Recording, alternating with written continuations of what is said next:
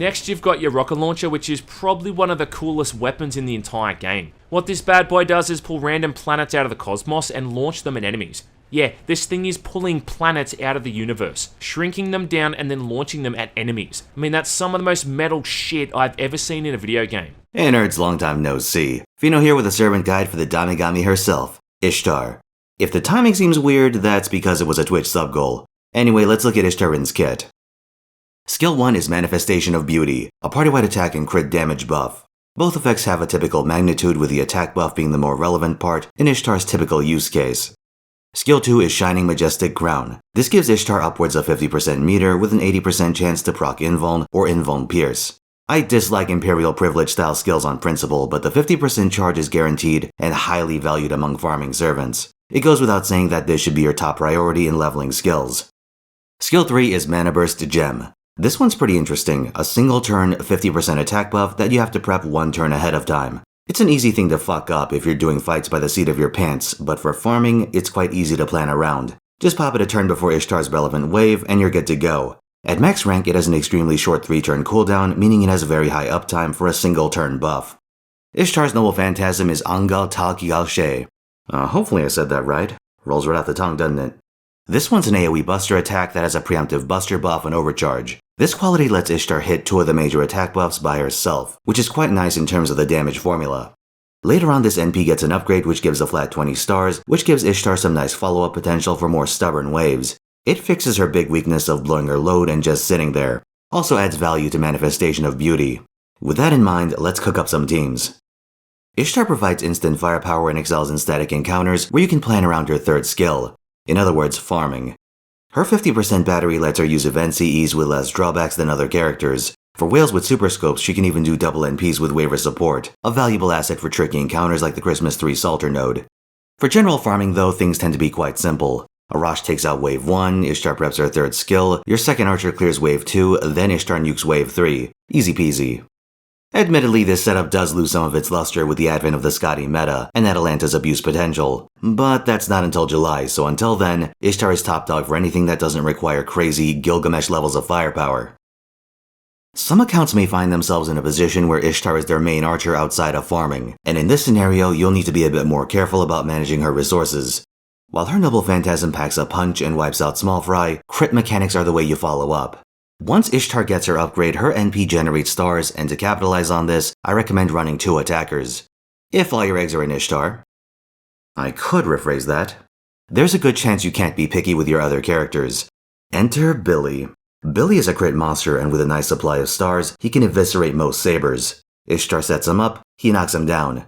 Her party-wide crit damage / attack buff combo works quite well with him. To round out the team and for some nice star income, I'd recommend Hans or a 2030 Waver or Merlin from your friends list. You will have one problem in the form of deck mismatch, as Ishtar packs an Arts Buster hybrid deck, while Billy has a quick Arts deck. What this means is that if you don't generate stars, you're at a heightened risk for a terrible hand and more dead turns. If you have the option and the fight allows it, consider Lancer Raiko. She has a huge targeted buster buff, party-wide attack buff, her own crit synergies, and a noble phantasm that generates a substantial number of stars. This means that unless you break into a support hand, you'll be set for massive damage. Of course, an Archer-Lancer combo is rarely the optimal solution to a given fight, so you won't have too many chances to mix these 2 great tastes together. Finally, let's consider Luvia. She won't be in the game for a while, but I'm sure Tosaka would appreciate a visit from her personal chiropractor. Estrella, as she's called in-game, can dump 30 stars on demand with 20 more from her noble phantasm.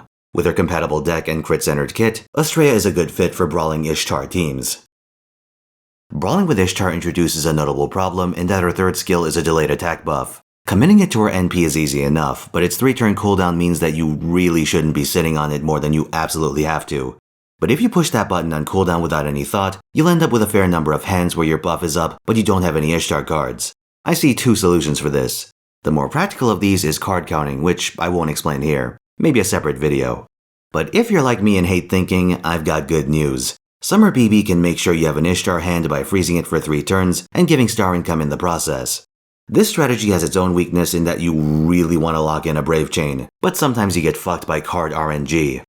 To mitigate this risk, I recommend another BB-compatible attacker. The logical endpoint for this search is Superhuman Orion, a recent JP servant with a skill that gives him a colossal crit damage buff when he hits with a buster card.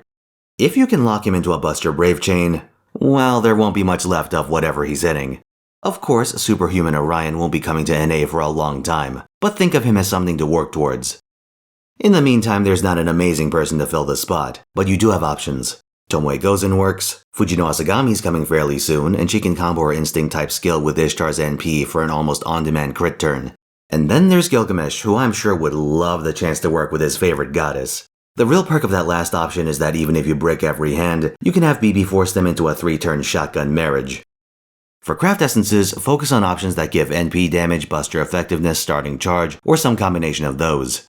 Kaleidoscope, Aerial Drive, Black Grail, Holy Night Supper, and First Sunrise come to mind. Brawling teams can use Joint Recital for its buster and crit effectiveness, though with Ishtar's hybrid deck, there's a bit of inefficiency. Overall, Ishtar is a powerful servant and an amazing farmer, being way more convenient to set up than Gilgamesh and less finicky than Tesla. This flexibility is key to Ishtar's appeal. She's like an artillery piece you can wheel around wherever you want. For other content, she's not amazing for challenge quests because her second skill has a failure chance, but crit brawling is very doable.